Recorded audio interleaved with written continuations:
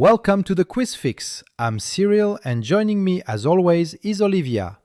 Each week we dig into one real story from history, science or culture, and we close every episode with a quiz to make sure it sticks. Let's get into it. Imagine standing in Boston on a January afternoon and hearing what sounds like an explosion. You turn toward the harbor and a dark brown wave is racing down the street. It is several feet high, moving with terrifying force, and it is made of molasses. That was the reality on January 15, 1919, in Boston's North End. It sounds like the setup to a very strange joke. But the Great Molasses Flood was not funny to the people who lived through it. 21 people died, around 150 were injured. Buildings were damaged, railway cars were knocked off their tracks, and an entire neighbourhood was coated in sticky syrup. And the disaster became much more than a bizarre headline. It turned into one of the most important courtroom battles in Boston's history, because the question was simple and explosive. Who was responsible when an industrial structure failed? Let's start with the tank itself. It stood at 529 Commercial Street, near Boston Harbor. The company operating it was the Purity Distilling Company, which was owned by the United States Industrial Alcohol Company. The tank was enormous, about 50 feet tall and 90 feet in diameter. Inside it was roughly 2.3 million gallons of molasses. That molasses had arrived by ship from the Caribbean and was being stored before being shipped elsewhere. Molasses was valuable industrial material. It could be turned into rum, used in food products, and, importantly during wartime, fermented to produce industrial alcohol. The tank had been built in 1915, during a period when industrial alcohol was in high demand. The United States was moving toward its entry into the First World War, and alcohol production had military and industrial uses. Speed mattered.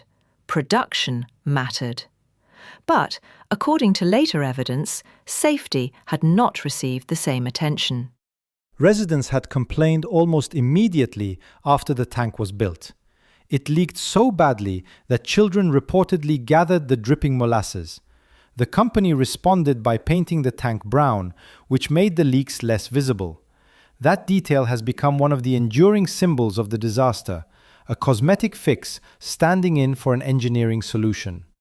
Although it is a memorable story, we should be precise. The tank's failure was not caused by one single factor that everyone agrees on. Investigators and later experts pointed to weak steel, inadequate rivets, poor design, and insufficient testing. The tank had also been filled and emptied repeatedly, creating stresses in the structure. Weather may have played a role too. The day of the flood was unusually warm for January, following much colder conditions. Warmer temperatures can cause materials to expand, and molasses can ferment, producing gas. But the idea that fermentation alone created enough pressure to burst the tank is not established as the complete explanation. Right. The careful conclusion is that an already defective tank failed under a combination of structural weaknesses and operating conditions. The famous image of molasses behaving like a giant wall of syrup also needs a little explanation. Molasses is thick, but its flow changes with temperature. In the cold Boston air, it became especially viscous and difficult to escape. At about 12:30 in the afternoon, the tank began to rupture. Witnesses reported a loud roar, followed by the collapse of the metal walls. A wave of molasses surged through the north end. Accounts often describe it as 15 to 40 feet high and moving at roughly 35 miles per hour, though historical estimates vary. Whatever its exact height or speed, the result was devastating. The flood smashed homes and businesses. It struck the Boston Elevated Railway, damaged the structure around it, and swept vehicles through the streets. The molasses was heavy, cold, and difficult to move through. People who fell into it could not simply swim away. One of the victims was Boston firefighter and street cleaning department employee Andrew McClary. He was reportedly knocked into the molasses and suffered severe injuries. He died the following day. Several of the dead were workers from the city's public works and fire departments. The victims included children as well as adults. The youngest was 10-year-old Pasquale Barber. The neighbourhood was densely populated, and the tank stood close to homes, businesses, roads, and transit infrastructure. This was not an industrial facility isolated at the edge of town. It was embedded in a community. That location is crucial. Industrial expansion had moved into neighborhoods where people lived and worked.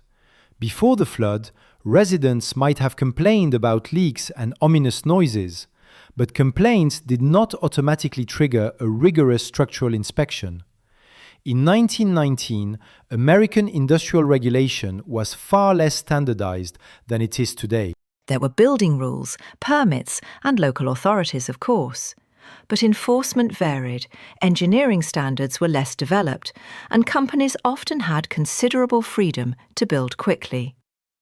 The tank's original design was not subjected to the kind of independent review many people now expect for a major pressure-bearing structure. After the flood, cleanup became a massive operation. Molasses covered streets, buildings, utility lines, and the waterfront. Workers used salt water from fireboats to wash the syrup away, but the cleanup lasted for weeks. People carried the sticky substance on their shoes through much of Boston. The flood also created an enormous legal challenge. More than 100 lawsuits were filed against the United States Industrial Alcohol Company.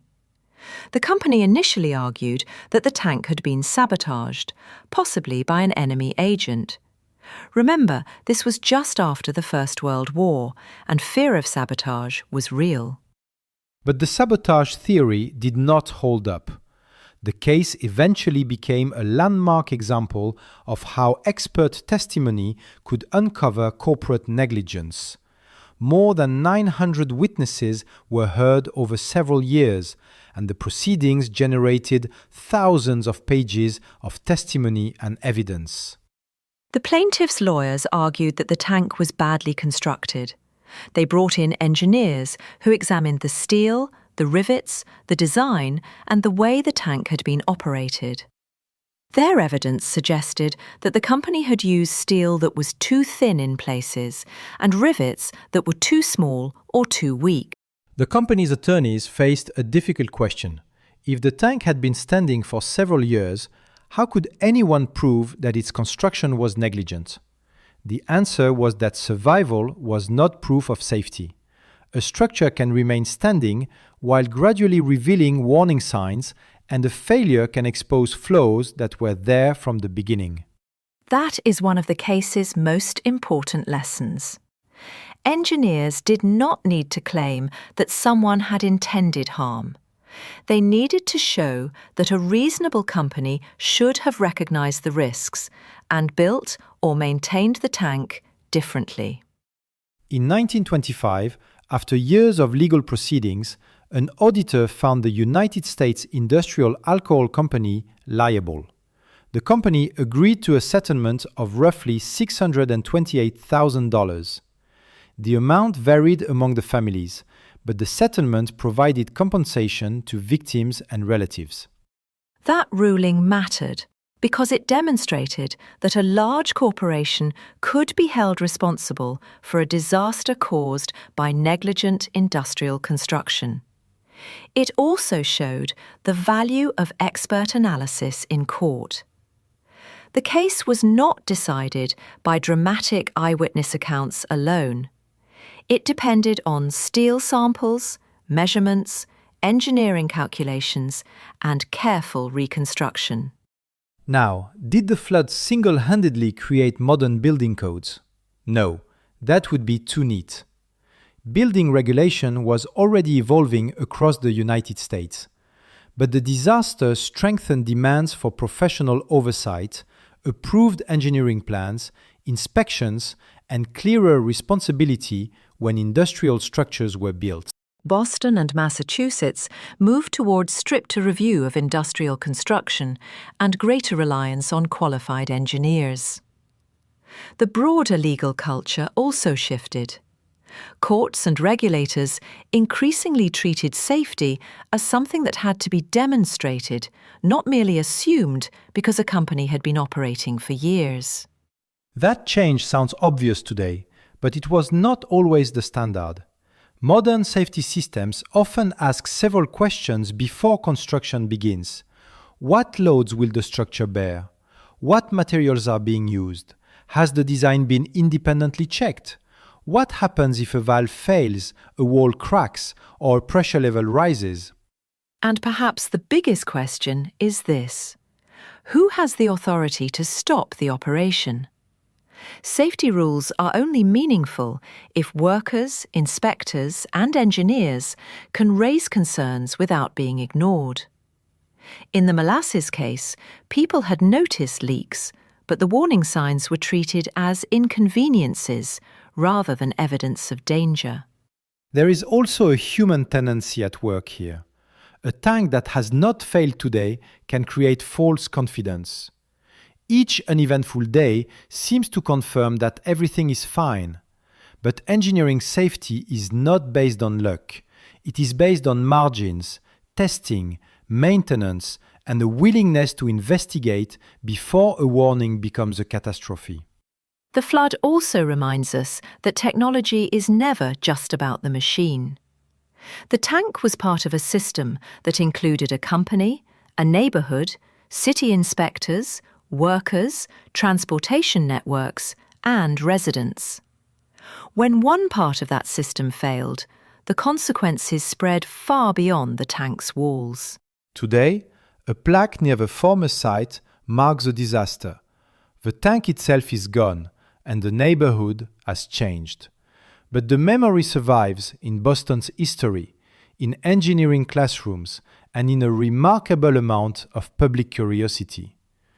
People are drawn to the story because it combines an unlikely substance with a very serious lesson. The lesson is not that molasses is secretly dangerous in every kitchen. A jar of molasses is not waiting to become a tidal wave. The lesson is that scale changes everything.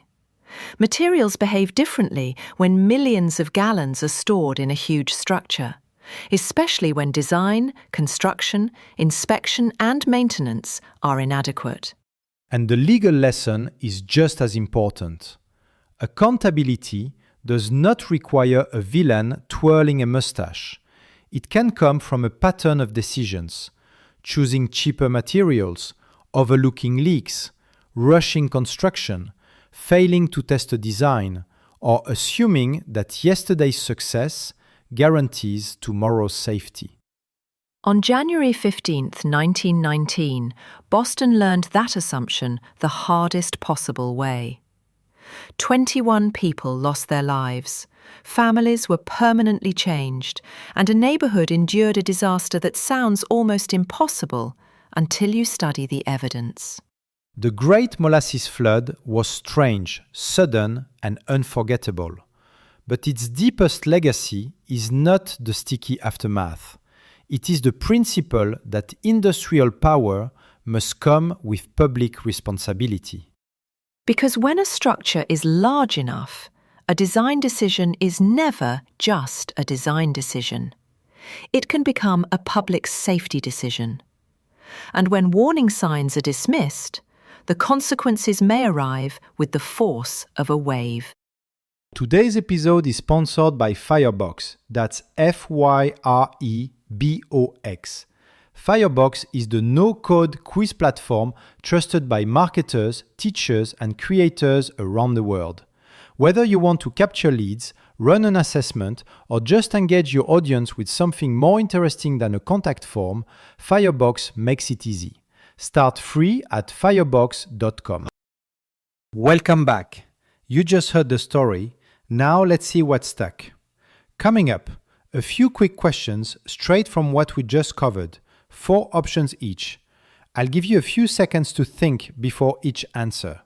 Ready? Here we go. Question 1. On what date did the Great Molasses Flood occur? A. January 15, 1919. B. July 4, 1918. C. December 31st, 1919.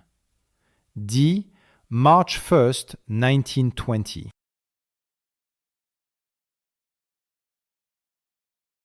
The correct answer is A.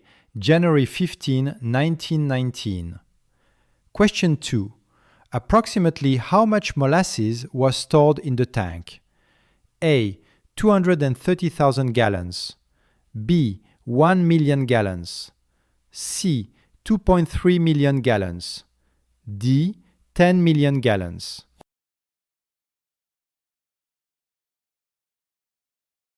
The correct answer is C.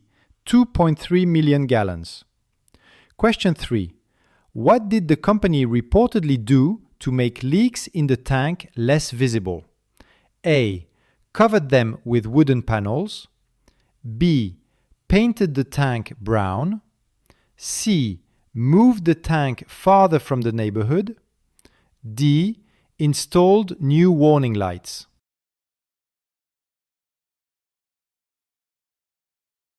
The correct answer is B. Painted the tank brown. Question 4. How many people died in the Great Molasses Flood? A. 9. B. 21. C. 50. D. More than 100.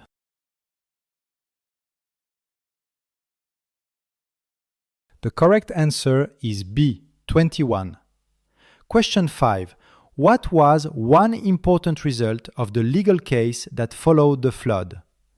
A. The tank was rebuilt at the same location. B. The city stopped using all industrial materials. C. The United States Industrial Alcohol Company was found liable. D. The sabotage theory was accepted by the court.